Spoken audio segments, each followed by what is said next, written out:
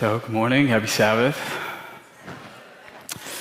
A few weeks ago, I went out to eat with a couple guys from this church. And I don't think they're here, but as we talked, we had an awesome conversation. I just wanted to get to know them. They're a really big part of the team here. And as we talked, one of them told us a story about their younger years when they were in college. And after he graduated, he says, he was offered 2 part-time jobs. Super nice. So one of his jobs was part-time managing a printing press, and the second one was part-time teaching a religion class. And although he studied to be a pastor, he says he wasn't quite confident or sure of what he could teach his class, and a lot of them being his age. So he began his first class, and he said this amazing phrase that has just been playing over and over in my mind. He said this: "I have nothing to teach you, but I do have some things to share." So this morning, I'd love to share some things with you. Is that okay? So you may know my wife and I, Laya, we just recently got back from traveling and visiting her family in Spain and some of Europe. And on our trip, we got to visit quite literally one of the most beautiful locations in the world, at least in my perspective. One of the places that really got to me was Barcelona, where I was just smacked in the face with all the creativity and the architecture and the colors just surrounding the city. We got to see places like La Casa Batlló and La Casa Mila. And these were homes built by an architect and an artist, really, named Antoni Gaudí, who's also known for the construction of La Basílica de la Sagrada Familia, or the Basilica of the Holy Family. Now, Gaudí, I love quotes, and Gaudí says these quotes that align with his thought process, and I've started to adapt them to my thought process in the way that he creates. He says, "But man does not create, he discovers." He also says this: "Those who look for the laws of nature as a support for their new works collaborates with the Creator." And about the Sagrada Familia, he says, "In the Sagrada Familia, everything is providential." And if you know anything about the history behind this design, it may fascinate you that when Gaudí took over as lead architect for this building, for this basilica, he was only 30 years old. And by the time he died, when he passed away, it's said that it was only about 25% of the way done. And when asked, why is this construction taking so long? He said this: "My client is not in a hurry." So good. So you can say that this part of the world really impacted me. And when we got back, I found myself feeling a little bit empty, unmotivated. I was having withdrawals. Really what ran through my mind is like, we're here in America, we're constantly on the go. We have terms here like burnout. We're in the land of burnout, right? But I realized that I had been living in a space surrounded by so much, all this beauty, and I didn't see it anymore. And so, like one of my favorite speakers, and I call him my mentor because I watch him all the time online. His name is Erwin Maddox. He says, "I had to realign my thoughts and my gratitude." And he says this, that where you don't find beauty, you have to create beauty. Now, I was originally asked to speak on a different topic, and one of the other fruits of the Spirit. But because of our trip, we weren't going to be around. And so Pastor Steve so graciously agreed to switch with me. And today's topic has really taken me on quite a journey. Faithfulness.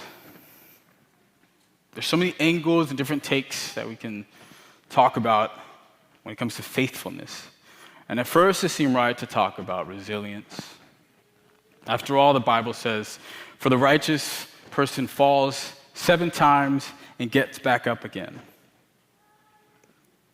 But the wicked stumble in time of disaster. So resilience, faithfulness, right? The thing is that there's still a lot missing there for me, and I couldn't really get the ball rolling. And so the other day I was listening to a conversation with Simon Sinek. And if you don't know who he is, I recommend looking him up. He's amazing. And in this conversation, he's being interviewed, and he speaks on something that I think is a pretty good analogy and pretty good starting point when it comes to faithfulness. So check this out. Here's what he says. Do you love your wife? Naturally, you say, yeah, of course. He says, prove it. What's the metric? Because when you met her, you didn't love her, but now you love her. Tell me the day that love happened. It's an impossible question to answer, but it's not that it doesn't exist. It's just that it's easier to prove over time. It's like going to the gym. You work out, you come back, you look in the mirror, and what do you see? Nothing. You go again, you work out, you sweat, you come back, you look in the mirror, what do you see? Nothing. So you quit, right? Or, if you fundamentally believe that this is the right course of action and you stick with it, like in a relationship, you say, I bought her flowers, and I said happy birthday, and she doesn't love me. So you quit, right? But that's not how it works. If you believe that there's something there and you commit yourself to an act of service or to the exercise and you stick to it consistently, I'm not exactly sure what day, but I know that you'll start getting into shape. And the same goes with the relationship. It's not about the events. It's about the intensity. It's about the consistency. He says, she didn't fall in love with you because you remembered her birthday and bought her flowers on Valentine's Day. No. She fell in love with you because when you woke up in the morning, you said good morning before you did anything else. She fell in love with you because when you when you went and got yourself a drink, you came back with one for her too. She fell in love with you because when you had an amazing day and she came home and had a horrible day, you didn't say, yeah, but let me tell you about my amazing day. You sat there and listened to her awful day and didn't say a thing about your amazing day. This is why she fell in love with you. I can't tell you the exact day, and there's no particular thing that you did. It was the accumulation of all those little things that she woke up, and it's as if she pressed a button and said, I love him. Now, isn't that an awesome description of faithfulness? I would go as far as saying God's faithfulness. He loves you so much that he's willing to go the extra mile every time, consistently pursuing you. And I think this is a good start in understanding the significance of faithfulness and even more God's faithfulness. So in just about a month here, my wife and I will be celebrating something, maybe you won't believe me, but we'll be celebrating our first year of marriage. It's a long time, huh? It's been quite a year.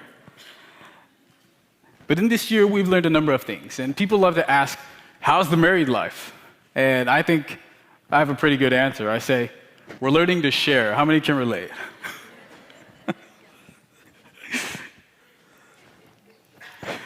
We're two very different people with two very crazy families, two amazing families, with two very different ways of doing things.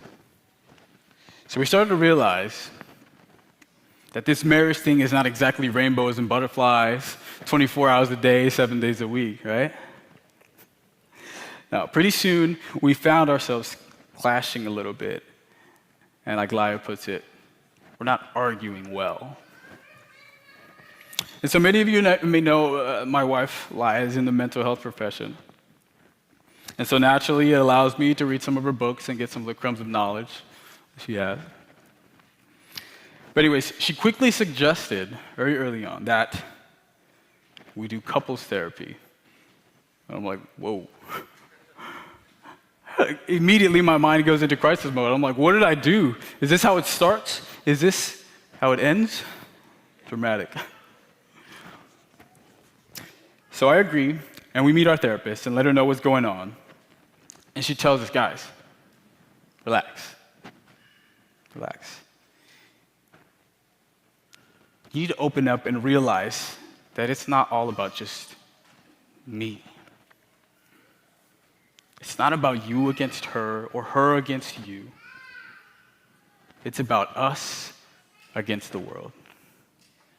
All right, she didn't say that part, but she did say it's us against the problem, right?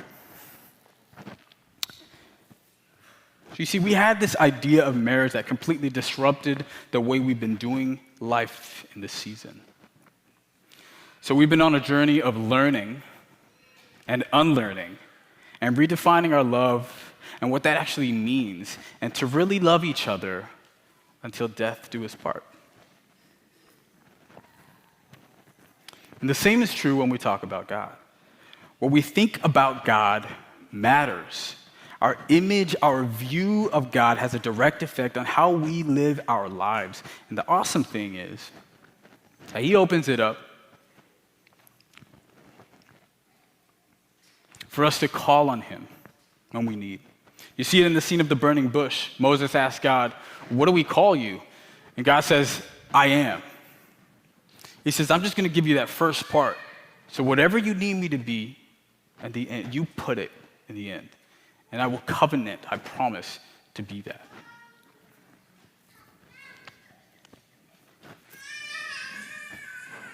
So how do you get there? Let's take a moment to get to know the character. All right, I think we should take a moment to get to know the character of God. And hopefully this will blow your minds, like it did to me. Or maybe just give you a little bit of a different perspective. So we come to this story in Exodus where Moses is on the mountain. He's interceding for the land of Israel, right? And he cries out to God and he says, God, show me your glory. And God says, Moses, I can't show you my glory because you'll die. But here's what I'll do. I'll tell you my name. So in Exodus 34, 6 and 7, it's God's self-revelation. Right? It's God telling us who he is. And in these verses, there are 13 attributes, but I'm only going to talk about 2. I'll focus on the 2. And it's important to know that in Hebrew, a person's name expresses their nature and their very essence. My wife, Laya, has a very interesting name, right? And surprisingly, not too many people ask what your name means, right? Or at least not when I'm around. How many of you guys know the meaning behind your name? No? So,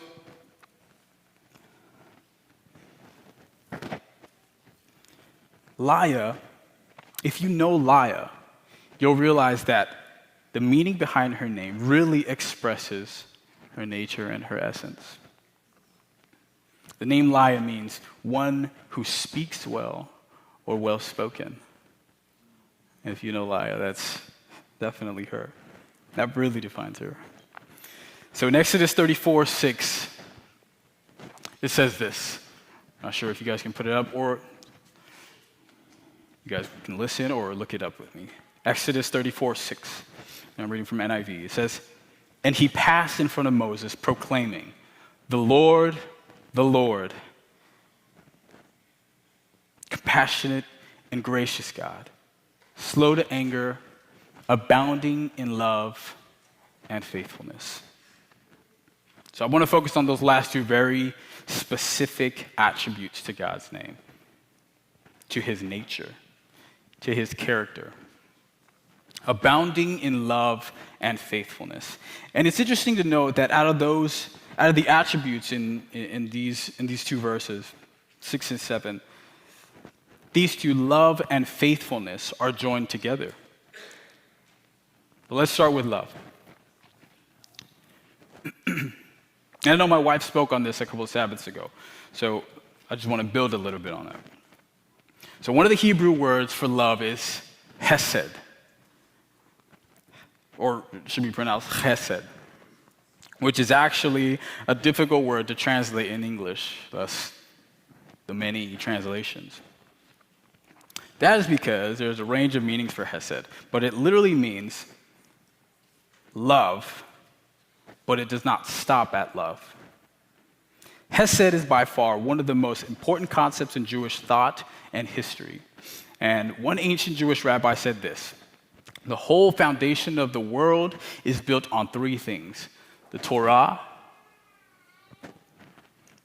which is the word of God; avodah, which is the worship of God; and hesed, the love of God. For Jewish thought, they saw the concept of hesed as fundamental to their faith.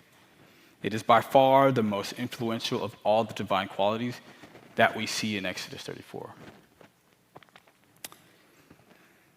One theologian, John Oswalt, said this about hesed: hesed is a completely undeserved kindness and generosity. Author Louis Terverberg says, hesed is not just a feeling, but an action. It intervenes on behalf of loved ones and comes to their rescue. In Isaiah 54, you see the prophet Isaiah writes, though the mountains be shaking and the hills be removed, yet my unfailing hesed for you will not be shaken. Hesed is never merely an abstract feeling of goodwill, but always entails practical action on behalf of another. This is the way that author Dr. Wilkins explains it. So hesed is not a romantic infatuation kind of love. It is a faithful, reliable love. It's loyal, and hesed is love put to action. And most importantly, hesed is the unfailing love that God has for you.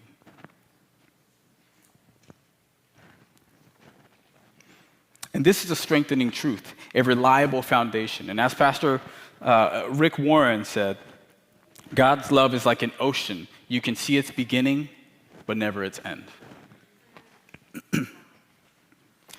So my wife and I, we host a Bible study on Wednesday nights. And we love to create spaces, right? So we love to create beautiful spaces and environments. So we set up a super cozy space where people can come and sit back, take their shoes off, and realize that they're in a safe space. And honestly, these Bible studies quickly turn into therapy sessions, right? There's so many people hurting. And one phrase came up recently as someone shared. It was this: God never promised it would be easy, but he did promise we would never be alone. He promised he'd see you through it.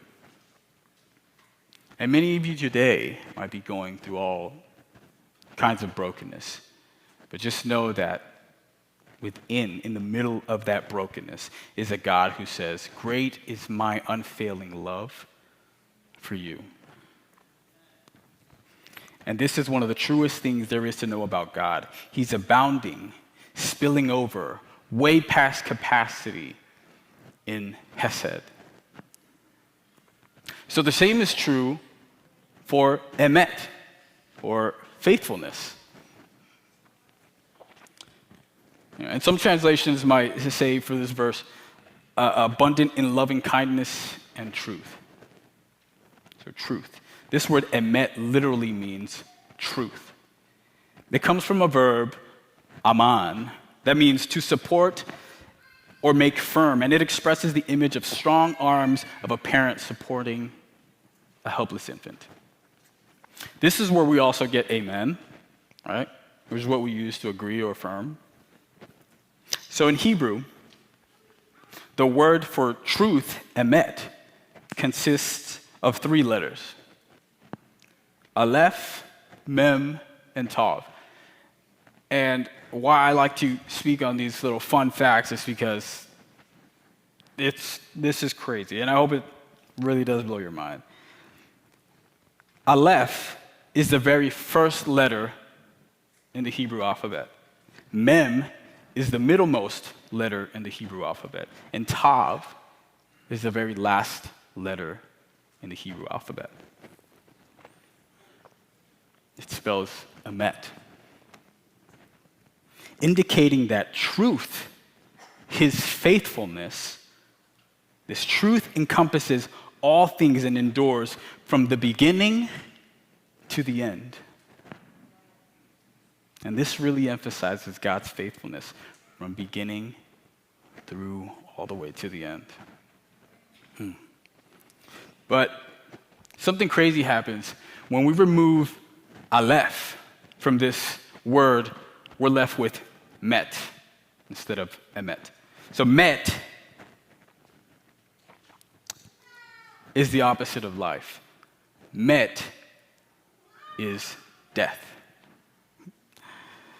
So the letter Aleph is the ineffable letter that represents oneness and preeminent glory of God. Therefore, if we attempt to ignore or suppress God in our understanding of truth, we end up with death. Now, when we put Hesed and Emet together,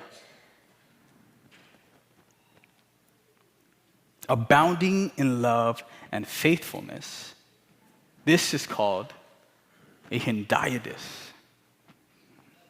And all that means is that these 2 nouns have been smashed together to help define each other. And here's the best part. What this is telling us, and this is the punchline. It's everything I've been rambling about this morning. Here it is. God's love is his faithfulness, and his faithfulness is his love.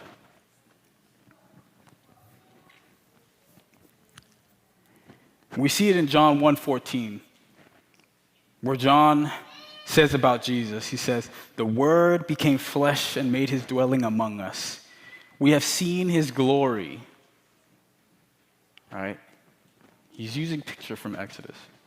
"We have seen his glory, the glory of the one and only Son who came from the Father, full of love and faithfulness." Some versions say full of grace and truth. Some might argue that John is actually quoting from Exodus 34. And it all gets lost in translation from Hebrew to Greek in the New Testament and then to English. But what John is saying is that Jesus is the embodiment of Hesed and Emet. So there's a story of a man who worked as a missionary in Tanzania with the Maasai tribe. He went through a season of doubt. He struggled with the existence of God. He wasn't sure if he believed in God anymore. He didn't know who to turn to, so in desperation, he went to one of the elders of the tribe, one of his converts, and asked if he could talk to him. And he told him, "I'm struggling with my faith." And so the elder replies to him, he said, "You know, when you got here all those years ago, you would tell us we needed to believe in God. And the thing is that we understand that you were still learning the language, but the word for believe that you were using was accept. We need to accept God. But that word accept is the word that we use to describe white hunters when they come and hunt and kill their prey. You see, the way that these hunters do it is they don't really have any contact with their prey. They might not even see it that well. They hunt them down, and then when they're a ways away, they lift up their rifle, pull the trigger, and that's it." So the elder continues and says, "But the more I've learned about the gospel and the more I've realized that to believe in God, it's not like that hunter at all. It's like a lion who's pursuing his prey.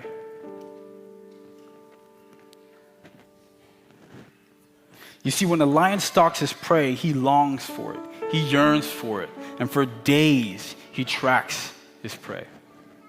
His nostrils filled with the scent and the longing for it. And finally, when the moment comes where the lion sees his prey, he leaps over the tall grass, and with every fiber of his body, he comes out, grabs the prey, and brings the prey to himself. And after a moment of silence, the elder continues, and he says, the closer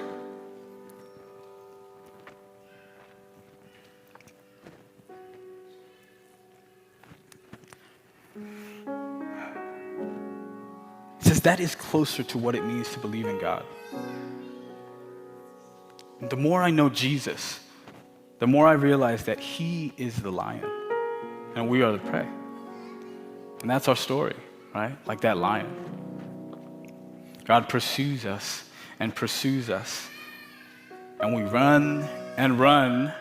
And when we come to a moment of desperation, and we allow him in, he sees us and he leaps out and brings us unto himself and consumes us with his hesed and his emet.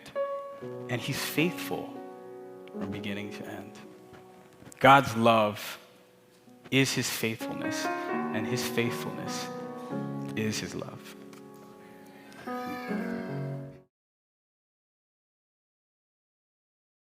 I'm Pastor Tara Van Cross, and we're so glad that you've tuned into our Azure Hills Church YouTube channel. Please like and subscribe, and click on the bell so that you'll be notified every time we share new videos.